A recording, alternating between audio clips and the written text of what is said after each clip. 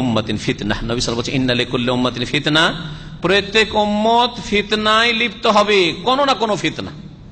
কোন জাতি নারীর ফিতনায় পড়বে, কোন জাতি নেতৃত্বের ফিতনায় পড়বে, কোন জাতি আর কিছুরই ফিতনাতে পড়বে, কিন্তু আমার জাতি কিসের ফিতনায় পড়বে? পয়সার ফিতনা। ফিতনা তো উম্মতি আল মালু, আর আমার উম্মতের ফিতনা হচ্ছে ধন সম্পদ। ধন সম্পদ বড় ফিতনা। এই ধন সম্পদ আকীদা আমলকে নষ্ট করেছে, যার ফলে দিন শিখতে চান না, দিন শিখার সময় হয় না। একজন ড্রাইভার ট্যাক্সি চালায়, কয়েক বছর আগের ঘটনা। সে আমার বাসার নিচে একজন আমার গেস্টকে বাইরে থেকে এসছে, বাহরাইন থেকে এসছে, পৌঁছাইতে এসছে অথবা নিতে এসছে। তাকে বলছি যে মাশাআল্লাহ, আল্লাহ পাক যথেষ্ট আপনাদেরকে দিয়েছেন, আসেন। যখন নিচে মেহমানকে রিসিভ করলাম, তখন ওকে একটু মনে করলাম যে একটু বাংলা ভাষীতে একটু উপদেশ দিই, আসেন সেন্টারে মাঝে মাঝে আসেন, কিছু দিন শিখেন। বলছে হুজুর সময় হয় না। কি হয় না? সময় হয় না। একটা ট্রিপ এতে গেলে সে আমার গেস্টের কাছ থেকে 500 রিয়াল নিয়েছে, শুধু যাওয়া 500 রিয়াল, আসা 500 রিয়াল। তাহলে এখান থেকে বাহরাইন মাত্র এখান থেকে পার হইতে আর শহর পর্যন্ত 100 কিলোমিটার, মানামা পর্যন্ত 100 কিলোমিটার। 100টা কিলোমিটার পৌঁছে দিলে 100 কিলোমিটার পৌঁছে 500 রিয়াল। এইদিকে 400 কিলোমিটার রিয়াজ পর্যন্ত চলে যান, তাও 400-500 পাওয়া মুশকিল হয়ে যাবে অনেক সময়, ঠিক না? কিন্তু এখানে কত সুবিধা, এখান থেকে 100 কিলোমিটার পৌঁছে দিলেই 500 রিয়াল পেয়ে গেল। পয়সাতে এমন করে গ্রাস করেছে। এটা একটা উদাহরণ দিলাম। এইরকম এর চাইতে বেশি লোভী, এর চাইতে বেশি দুনিয়ামুখী অনেকে আছে। সময় হয় না দিন শিখার। কখন সময় হবে? যেই দিন মালাকুল মউত এসে গলাটা টিপে ধরবে, সেই দিন বলবে রব্বির জীবন, আল্লাহ আমাকে সময় দাও, আল্লাহ আমাকে সময় দাও। লাউলা আখারতানি ইলা আজালিন করিব, আল্লাহ একটু যদি ছাড়তে, একটু যদি সময় দিতে, ফাসাদদাকা ওয়া আকুম মিনাস সালিহিন, ভালো মানুষ হয়ে চলে আসতাম, দান খায়রাত করতাম, আর দিন শিখতাম, ইত্যাদি ইত্যাদি, নামাজ পড়তাম, এই সব কথা বলবে। কিন্তু ওয়ালা ইউআখিরাল্লাহু নাফসান ইযা জা আজালুহা, যখন মওত চলে আসবে আর কাউকে আল্লাহ পাক ছাড়বেন না। নবী করিম সাল্লাল্লাহু আলাইহি সাল্লামের একটি হাদিস আর শোনাই, আর এই দিয়ে আলোচনা শেষ করে দেব, কারণ কথা লম্বা হয়ে যাচ্ছে। আনাস রাদিয়াল্লাহু তাআলা আনহু থেকে বর্ণিত রয়েছে, বলছেন মান কানাতিল আখিরাতু হাম্মাহু, কারো যদি আখিরাত টার্গেট হয়, আপনি আখিরাতটাকে লক্ষ্য উদ্দেশ্য বানান, জাআলাল্লাহু গিনাহু ফি কলবিহি, তাহলে আল্লাহ তার মনটাকে অভাব মুক্ত করে দিবেন।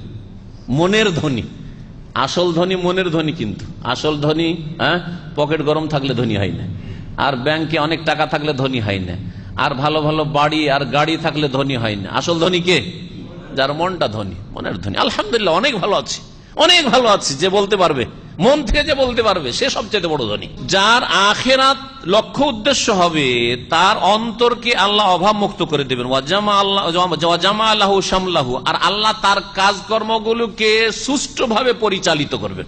সব কাজ আলহামদুলিল্লাহ, আপনার ছেলে মেয়েরা লেখাপড়া করে যাচ্ছে, আপন গতিতে সুন্দর লেখাপড়া করে যাচ্ছে, বাঁকা পথে কেউ যায় না, যেমন সাবালক হচ্ছে 5 ওয়াক্ত নামাজ পড়ে যাচ্ছে, বাপ মার আদব কায়দা আর খেয়াল লাগছে, ইত্যাদি ইত্যাদি, সুষ্ঠুভাবে চলে যাচ্ছে। আপনার কাজকর্ম চাকরি আলহামদুলিল্লাহ যেটাতে লেগে আছে আলহামদুলিল্লাহ সুষ্ঠুভাবে চলে যাচ্ছে। অথবা এক জায়গা থেকে চাকরি ছুটলে আরেক জায়গায় লাগতে আর দেরি লাগে না, এমন নয় যে পেরেশান হয়ে আছেন, এরকম না। আল্লাহ পাক কাজকর্মগুলিকে সুষ্ঠুভাবে পরিচালনা করবেন যদি আপনি আখিরাতকে লক্ষ্য উদ্দেশ্য বানান। আর ওয়াতাথুদ দুনিয়া ওয়াহিয়া রাগিমা, আর দুনিয়া বাধ্য হয়ে আপনার পায়ের তলায় লুটিয়ে পড়বে।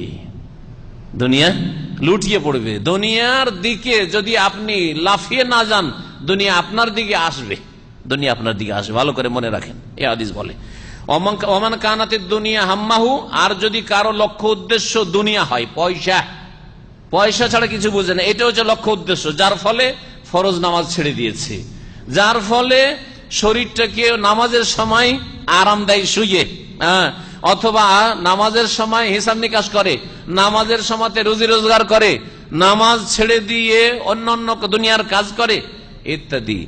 যদি এইরকম হয়, দুনিয়া যদি লক্ষ্য উদ্দেশ্য হয়ে যায়, জাআলাল্লাহু ফাকরাহু বাইনা আইনাইহি, তার দুই চোখের সামনে শুধু অভাব দেখবে আর অভাব দেখবে, অভাব ছাড়া কিছু নজরে আসবে না।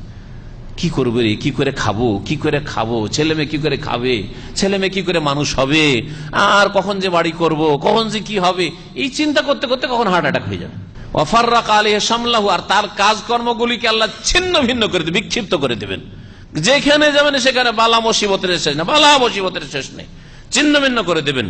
ওয়ালাম ইয়াতিহি মিনাদ দুনিয়া ইল্লা মা কুতিবা লাহু, আর দুনিয়ার অতটাই আসবে যতটা তার লিখনিতে আছে, ভাগ্যের বেশি কখনো সে টেনে নিয়ে আসতে পারবে না। তিরমিজির হাদিস এবং হাদিসটি হচ্ছে সহিহ। এই দুনিয়া পয়সা বড়ই ফিতনা, সুতরাং এই পয়সার ফিতনা থেকে বাঁচবেন। পয়সা ফিতনা মানুষের জন্য তিনটি ক্ষেত্রে, এই কথাটি বলে